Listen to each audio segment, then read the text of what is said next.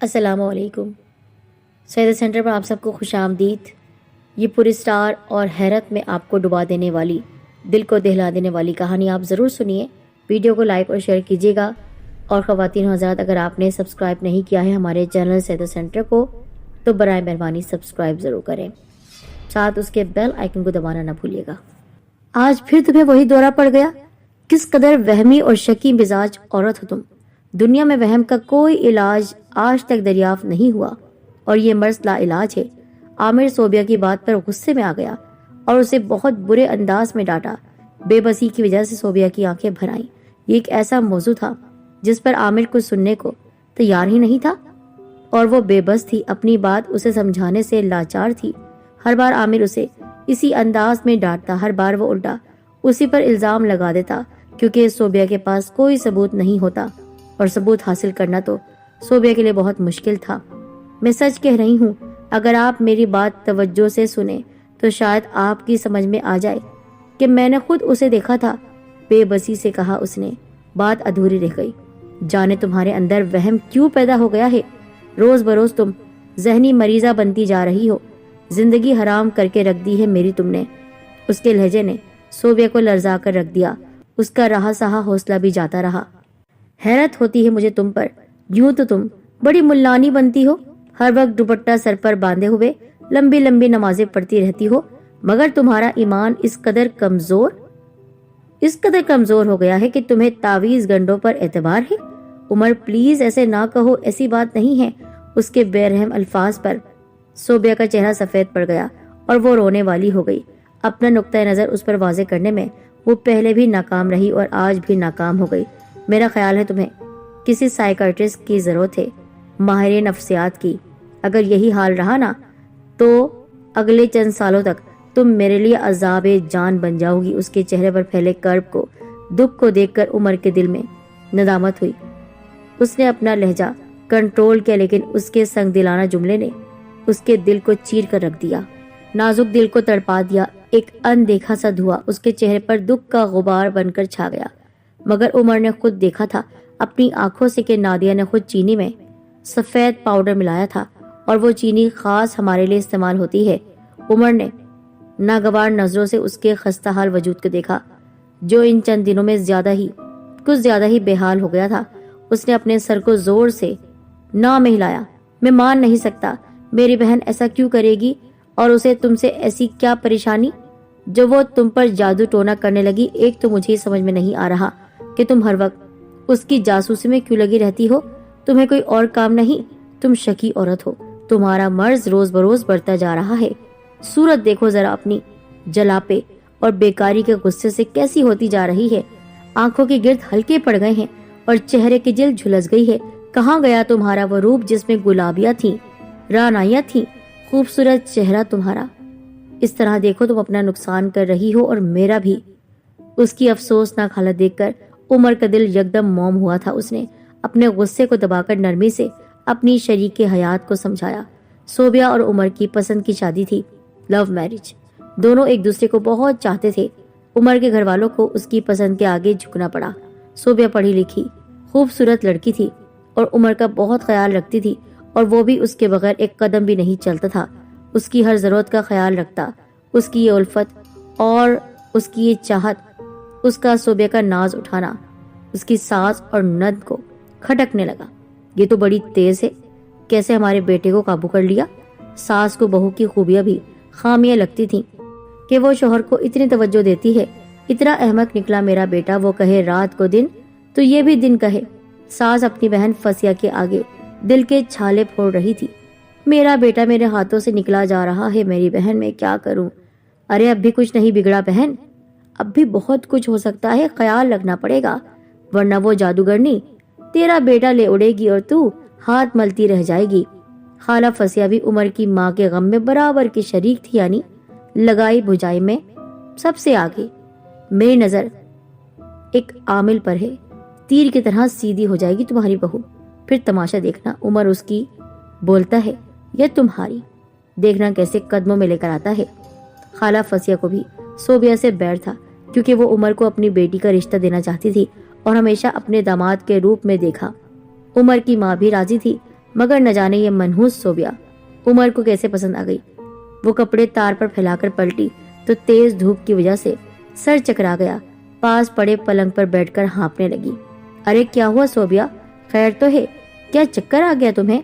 सास ने उसे सर थामे बैठा देखकर उसके पास आकर पूछा। नहीं अम्मी, धूप इतनी तेज है कि एक लम्हे को सर चकरा गया, उसने सादगी से जवाब दिया। अच्छा, मैं समझी, कोई खुशखबरी वाली बात है। अब तुम्हारी शादी को 3 साल हो गए हैं। उनकी चोट पर वो हमेशा की तरह परेशान हो गई। बस अम्मी दुआ करें, अल्लाह की मर्जी। उदासी उसके पूरे वजूद में छा गई थी। दुख तो उसका अपना था, मगर सहना उसे पड़ता था लोगों की बातों को। खैर, ये तो घर वालों की बात थी जिनकी वजह से वो तकलीफ सहती, लेकिन आज कुछ अजीब हुआ। जाहिर सी बात है, वो कपड़े जब रस्सी पर डाल रही थी तो पीछे से किसी ने धक्का दिया था। अब अगर ये बात सास से कहती तो वो कहती वहमी हो तुम, ऐसी कोई भी शय नहीं है यहाँ पर।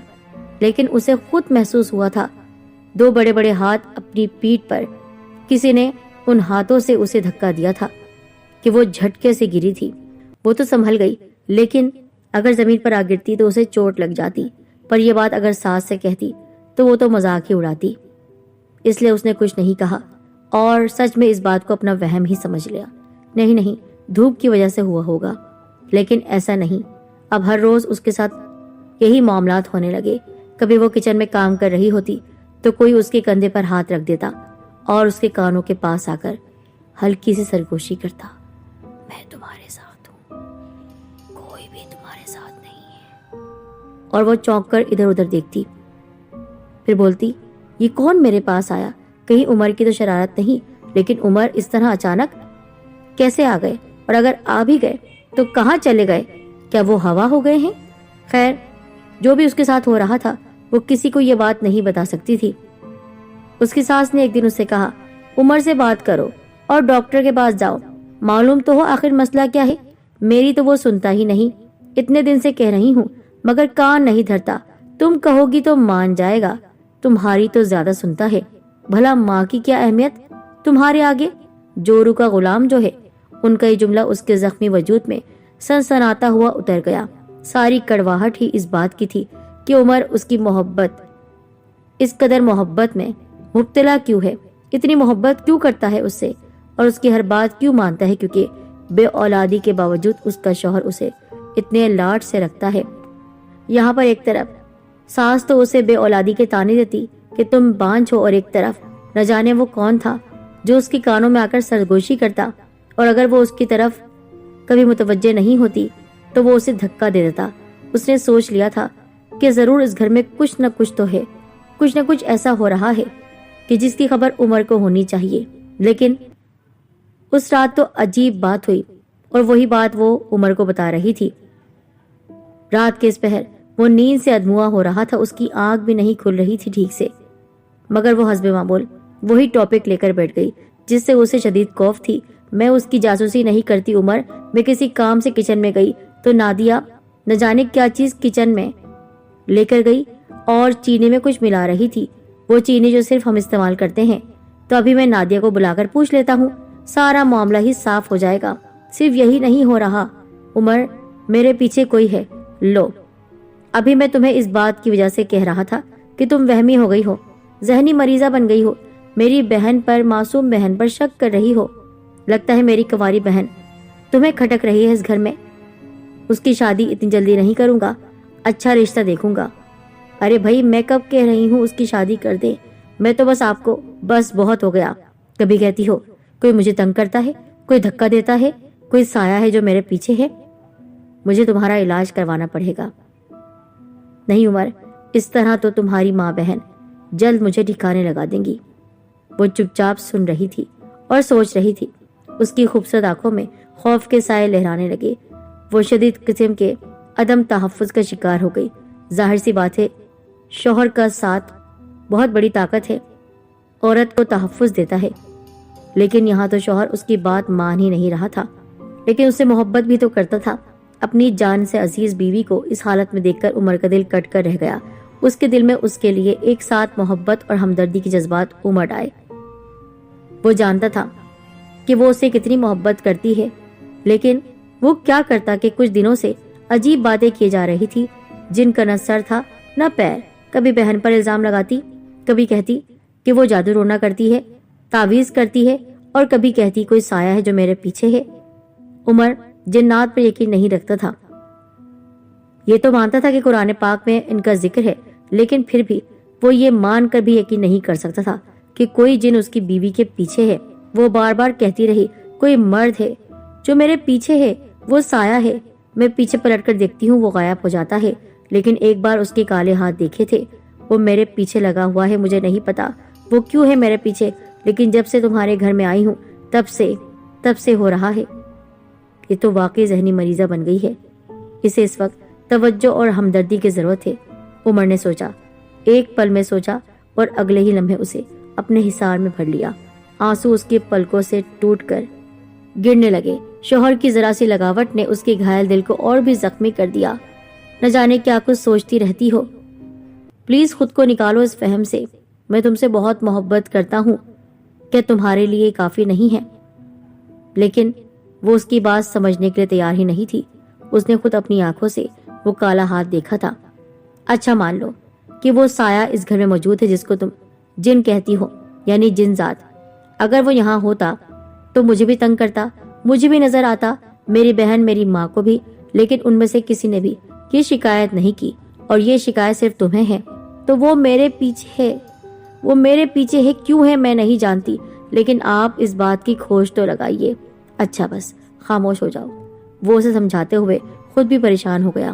عمر، ہماری شادی کو 3 سال ہو گئے، ہماری اولاد نہیں، آپ دل میں تو سوچتے ہوں گے نا یہ بات۔ اچانک اس نے دوسری بات کر دی، چپ کر پگلی، یہ تو رب کی مرضی ہے، جسے چاہے دے، جسے چاہے نہ دے، جب وہ مہربان ہوگا تو سب ٹھیک ہو جائے گا، تم نہ سوچا کرو اس بارے میں۔ مگر عمر، تمہاری امی اور بہن بھی تو اس بے اولادی کی وجہ سے یہ سب کر رہی ہیں میرے ساتھ۔ وہ پھر اسی ٹاپک پر لوٹ آئی، تم چھوڑو ان باتوں کو، میں کل ڈاکٹر کے پاس لے کر جاؤں گا تمہیں۔ اور صوبیہ دکھ سے سوچتی رہی۔ عمر اس کی بات کو اہمیت نہیں دے رہا تھا۔ ایک شام کھانا پکاتے ہوئے وہ استری کا سوئچ کھلا چھوڑ آئی۔ وہ یاد آنے پر سوئچ آف کرنے کے لیے اپنے روم میں گئی تو حیران رہ گئی۔ نادیہ اس کے کمرے کے ایک کونے میں جھکی نہ جانے کیا کر رہی تھی۔ اسے دیکھ کر گھبرا گئی۔ کیا ہو نادیہ، کیا ڈھونڈ رہی ہو؟ بھابی، میرا جھمکا آپ کے کمرے میں گر گیا تھا، سوچا کل آپ کے کمرے میں بیٹھی تھی، ادھر نہ گر گیا ہو۔ اچھا ٹھیک ہے، دیکھ لو۔ صوبیہ نے ناگواری سے اس کی طرف دیکھا۔ وہ سمجھ گئی تھی کچھ نہ کچھ تو کر رہی ہے۔ پھر جیسے ہی وہ گئی، اسے کسی کی آہٹ محسوس ہوئی۔ وہ سایہ اس کے پاس آ رہا تھا۔ اس بار اس کا آدھا چہرہ اس کے سامنے آیا۔ وہ بہت لمبا تھا۔ وہ اس سے کہنے لگا، تمہیں چاہتا ہوں میں، تمہارے پاس مجھے بھیجا گیا ہے۔ تم کیا سمجھتی ہو کہ میں خود یہاں آیا ہوں؟ تمہاری ساس اور تمہاری نند نے مجھے بلایا ہے، مجھے جگایا ہے۔ اب دیکھو، جب سے تمہیں دیکھا ہے، پوچھنے پر بتایا کہ دم کا پانی ہے۔ صوبیہ کو تو پہلے ہی شک تھا۔ عمر سے بات کی تو کہنے لگے، کیسی جاہل عورت ہو، شکی عورت، دم کے پانی پر بھی شک کرتی ہو۔ وہ ہر صورت عمر کو بتانا چاہتی تھی، مگر اتنی پھٹکار کے باوجود وہی ٹاپک لے کر بیٹھ جاتی۔ اب دونوں میاں بیوی اپنی جگہ پر پریشان رہنے لگے۔ اب تو وہ جن ان کے درمیان آ گیا تھا، وہ کبھی بھی ان دونوں کو ساتھ نہیں سونے دیتا۔ ایسا کچھ کرتا کہ دونوں کی لڑائی ہو جاتی۔ عمر اس کے پاس آنے سے کترا رہا تھا، اور وہ اس کی بیوی کو استعمال کر رہا تھا۔ یہ سب ہو رہا تھا اس کی ساس اور نند کی وجہ سے۔ عمر کو یہ بات معلوم ہی نہیں تھی۔ وہ چیختی چلاتی رہی، لیکن اس کے شوہر نے اس کی کوئی بات نہیں سنی۔ اب تو اس کی آنکھوں کے گرد ہلکے مزید گہرے ہو گئے۔ اس کی صحت بگڑتی جا رہی تھی، اس کا خون خشک ہو رہا تھا۔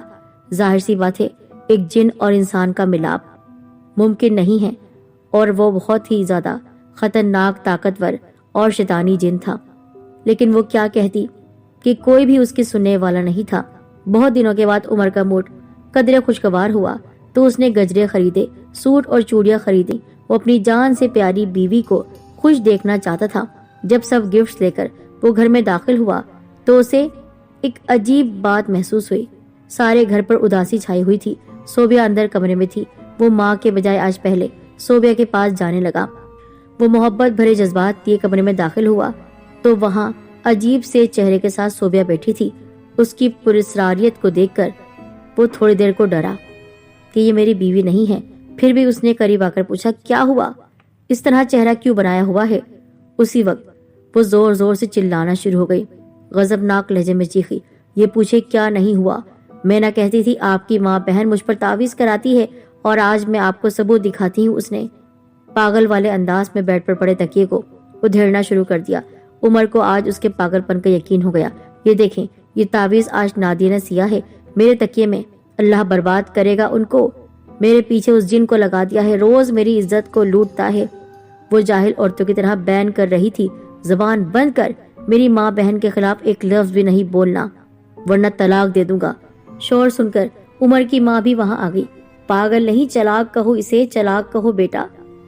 ये तुम्हें हमसे दूर करना चाहती है। तुम्हारी माँ हूं मैं, बचपन से पाला है तुम्हें, दर्द सहकर जवान किया है तुम्हें। कैसे मैं भला कैसे तावीज करवाऊंगी? माँ हूं, तुम्हारी दुश्मन नहीं। माँ ने जोर जोर से रोना शुरू कर दिया। क्या मैं जाहिल औरत हूँ इसकी तरह? अरे भाई, मुसलमान हूँ, हराम मौत नहीं मरना चाहती। तौबा तौबा, कैसी बातें कह रही है ये? इल्जाम लगा रही है हम पर। माँ ने जोर जोर से रोना शुरू कर दिया उसके अंदर। जब माँ के आंसू उसने देखे तो शोले भड़क उठे और उसने गुस्से में सोबिया के बालों से उसको पकड़ा और जोर जोर से मारना शुरू कर दिया। धक्के देकर अपने घर से निकाल दिया। दफा हो जा, जाहिल शकी औरत, मेरी जिंदगी बर्बाद कर दी। न जाने क्या कुछ उलफुल बकती रहती है।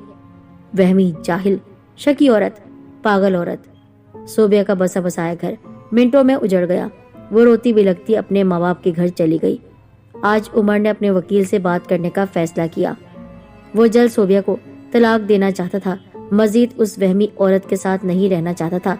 तैयार होकर अपने कमरे से निकला तो माँ की आवाज पर रुक गया, जो हंस हंस कर अपनी बेटी से कह रही थी, बेटी, पड़ी हुई चीनी बहा दो और तावीज की राख को मिट्टी में दबा दो। शुक्र है जान छूटी उस खबीस औरत से, इस सोबिया से। बंजर जमीन, बांझ औरत मेरे बेटे को खाई जा रही थी। अब देखना, अपनी पसंद की बहू लाऊंगी अपने बेटे के लिए, अपनी भांजी से शादी करवाऊंगी। देखना मेरा बेटा कैसे मेरी मर्जी से अब शादी करेगा और हम सब खुशी खुशी इस घर में रहेंगे। चली गई वो चुड़ैल। लेकिन माँ, वो तो ठीक है, पर वो शैतानी आमिल, उसने कहा था कि जिनजात को हटाना इतना आसान नहीं। उसने हमसे कह दिया था कि बहुत मुश्किल अमल करके उसे बुलवाया गया है। वो इतनी आसानी से पीछा नहीं छोड़ेगा, बर्बाद कर देगा सबको। नहीं, उसने कहा था कि वो सिर्फ सोबिया के पीछे पड़ेगा, और मैंने ही उस आमिल से कहा था कुछ भी गंदा अमल करो और सोबिया के साथ उसको रात गुजारने पर मजबूर करो। वो जिन उसकी इज्जत लूटता है रोजाना, और मेरे कहने पर ही हो रहा है सब। मेरे बेटे से दूरी इख्तियार करवा दी। देखा, मेरा बेटा उसे छूता भी नहीं है। मैं इसलिए तो नहीं चाहती थी कि मेरा पोता उसकी कोख से आए। मैं उसे इस घर में कभी कबूल नहीं करना चाहती थी। मैं चाहती थी मेरा पोता मेरी भांजी से आए। इसी वजह से उस जिन को उन दोनों के बीच मुसल्लत करवा दिया था। यही वजह है कि उमर उससे मोहब्बत तो करता था, लेकिन उसके करीब नहीं आ सका। उमर यहाँ पर सब कुछ सुन रहा था। उसकी माँ ने सब कुछ किया। उसकी बीवी से उसे अलग करने के लिए क्या कुछ कर दिया। और वो चिल्लाती रही, चीखती रही कि कोई जिन है, कोई साया है काला जो मेरे पीछे पड़ा हुआ है, मेरी इज्जत को लूटता है। और मैंने उसे शकी, वहमी, जाहिल औरत कहा। जाहिल तो मेरी माँ है। इससे पहले कि वो कुछ और कहती, वो कमरे में दाखिल हुआ। तो ये तुम दोनों का खेल है। बताओ, किस गंदे आमिल के पास गए थे? कहाँ से आया वो जिन? फौरन उसको मेरी बीवी के पास से हटवाओ, वरना याद रखना मैं भूल जाऊंगा तुम मेरी माँ हो और तुमने मुझे पैदा किया है। वो जोर जोर से चीख रहा था। मुझे लेकर चलो उसके पास। अपने बेटे को इतने गुस्से में देखकर सास फौरन उठी और उसी गंदे आमिल के पास पहुंची जो काला इल्म करता था। बहुत ही अजीब सी महक आ रही थी। लग रहा था कि वहां पर कितने मुर्दे पड़े हुए हैं। उसके पास जाकर उसने कहा, मेरी बीवी पर जो जिन तुमने छोड़ा है उसे वापस बुलाओ। इतना आसान नहीं है, बहुत पैसा लगेगा। जितने चाहे पैसे ले लो। मेरी बीवी के पास से उस जिन को हटाओ। तुमने जो कुछ किया है उसके लिए तुमको हर्जाना भुगतना होगा। मैं तुम्हारी बीवी के पास से उस जिन को नहीं हटा सकता, क्योंकि तुम्हारी माँ के कहने पर मैंने अच्छी तरह पूछा था इससे कि अगर वो जिन यहाँ आ गया तो फिर कभी नहीं जाएगा। जाओ किसी और आमिल के पास। फिर वो पलटकर किसी अच्छे बाबा के पास आया। उन बाबा ने कहा, तुम्हारी माँ और बहन ने गंदा काला इल्म करवाया है, सिफली अमल, जो कि बहुत ही गंदगी में जाकर होता है। तुम्हारी माँ और बहन नापाक हो गई हैं। और इसके लिए उन्होंने न जाने क्या कुछ किया है। उस आमिल के साथ भी रिश्ता जोड़ा है, नाजायज रिश्ता। तुम्हारी माँ ने, तुम्हारी बहन ने, फिर उस जिन को तुम्हारी बीवी पर छोड़ा गया है। तो कुछ कीजिए ना, वो उसके पास से हट जाए, मेरी बीवी फिर से मेरे पास आ जाए। इतना आसान नहीं है, लेकिन अल्लाह ताला की ज़ात पर भरोसा रखो। फिर उन्होंने 3 दिन का अमल किया। 3 दिन के कठिन अमल के बाद वो जिन उसके पास से हटकर उनके पास आया, हाजिर हुआ धुआं बनकर। फिर कहने लगा, क्यों बुलाया है मुझे यहाँ पर? मैं उसके पास हूं ना, बस रहने दो उसके साथ मुझे। नहीं, तुम्हें अपनी दुनिया में जाना होगा। जिस शैतान ने तुम्हें यहाँ भेजा है वही शैतान तुम्हें बुला रहा है। जाओ जाओ, तुम्हारे आका तुम्हें बुला रहे हैं। इतनी आसानी से नहीं जाने वाला मैं, उसको साथ लेकर जाऊंगा। मेरी बीवी को छोड़ दो तुम। आमिर को गुस्सा आ गया। आमिर साहब ने कहा, आमिर इस वक्त कुछ नहीं बोलो वरना बहुत ज्यादा गजब हो जाएगा। वो फिर से हिसार में बैठ गया। आमिर साहब ने अपना अमल करना शुरू किया। वो देर तक वजीफा पढ़ते रहे और वो जिन राग बनकर वहां से गायब हो गया। अब बारी थी सोबिया को मनाने की। फौरन उसके पास पहुंचा आमिर। जानता था बहुत बुरा सुलूक किया है उसने। उसकी माँ की हरकतों की वजह से उस पर इतनी बड़ी मुश्किल टूटी थी। इतनी ऊंचाई से जमीन पर उसको लापटका था उसने, उस माँ ने जिसने उसे पैदा किया। वो सोच भी नहीं सकता था उसकी माँ और बहन इस हद तक गिर सकते हैं। पर उसने दिल में खुदा का शुक्र अदा किया कि सोबिया को तलाक नहीं दी। उसे यकीन था उसकी वफादार और जान से अजीज बीवी उसे माफ कर देगी। उसने वकील की तरफ जाने के बजाय अपने ससुराल का रुख किया। आखिर सोबिया से माफी मांगकर उसे घर भी तो लाना था। फिर वहां पहुंचा तो देखा सोबिया बेहोश पड़ी थी। वो समझ गया वो जिन उसके अंदर से निकला है। वो उसके पास गया, पानी के छींटे मारे। आमिल बाबा ने उसे एक तावीज दिया था, वो तावीज सोबिया को पहना दिया। कुछ देर के बाद वो होश में आ गई। आमिर, आप आ गए? मैं आपसे बहुत नाराज हूँ, आपने मुझ पर यकीन नहीं किया। हाँ, जितनी सजा चाहे दे लो, बल्कि जितना मारना है मुझे मार लो। तुम मुझे मार सकती हो, लेकिन मेरे साथ चलो। मैं तुम्हारे बगैर नहीं रह सकता। मैं सब जान गया हूँ। ये सब मेरी माँ और मेरी बहन का किया धरा था। वो जिन वापस चला गया, अब कभी लौट कर नहीं आएगा। तुम्हारे और मेरे बीच कोई भी जिन जात नहीं आएगा।